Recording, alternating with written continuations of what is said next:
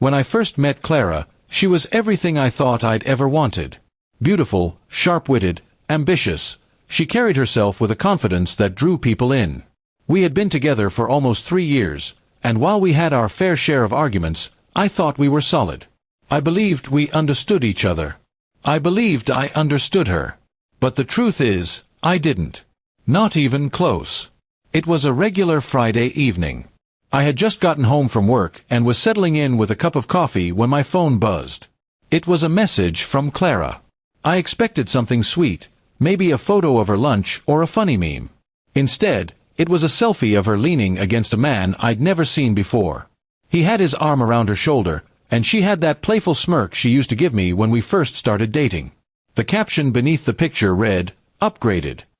For a moment, I stared at the screen, frozen. My mind went blank except for those 8 letters, each one digging deeper like a blade. My heart was pounding, my palms sweaty, but my face was still. I didn't type a single word back. I didn't even ask who he was. I just put the phone down and stared at the wall, feeling like the floor had dropped out from under me. Clara always had a way of pushing my buttons. She thrived on drama, testing my patience to see how much I could take. But this was different. It wasn't just a game. This was her way of telling me she'd replaced me, and she was proud enough to rub it in my face. I felt an ache in my chest, but beneath it was a strange calm. A part of me knew that the best response was no response. I didn't sleep much that night.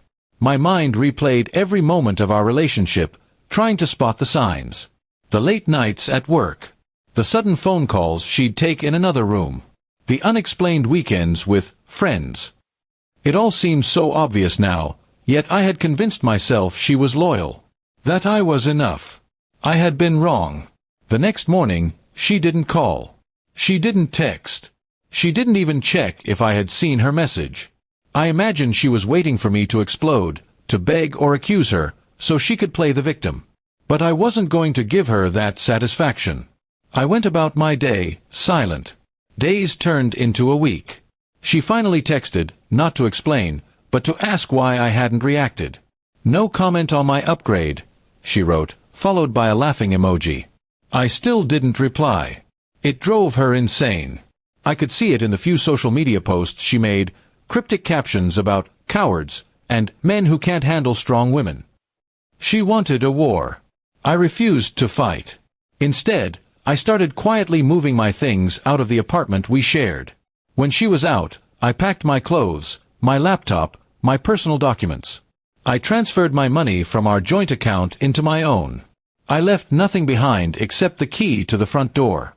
A week later, she came home to find the apartment half empty. She called me immediately, her voice sharp with panic. "What is this? Are you serious?" she demanded. I calmly told her, "You made your choice. I'm just making mine." She started shouting, but I hung up before she could finish. I blocked her number, her social media, everything. There was nothing left to say. The silence that followed was like medicine. It hurt at first, like ripping off a bandage, but the air felt cleaner without her constant games. A few months passed, and I heard from mutual friends that the guy in the selfie didn't last. Apparently, he found out about her habit of playing with people's emotions and left her without warning. She tried to reach out to me again, but by then I had no interest in reopening that chapter of my life. I had started going to the gym, picking up old hobbies, and even traveling on weekends. For the first time in years, I felt in control of my life. The peace I found in silence was worth more than any argument I could have had with her. Clara's photo had been meant to humiliate me, to make me react, to keep me trapped in her cycle of manipulation. Instead, it set me free.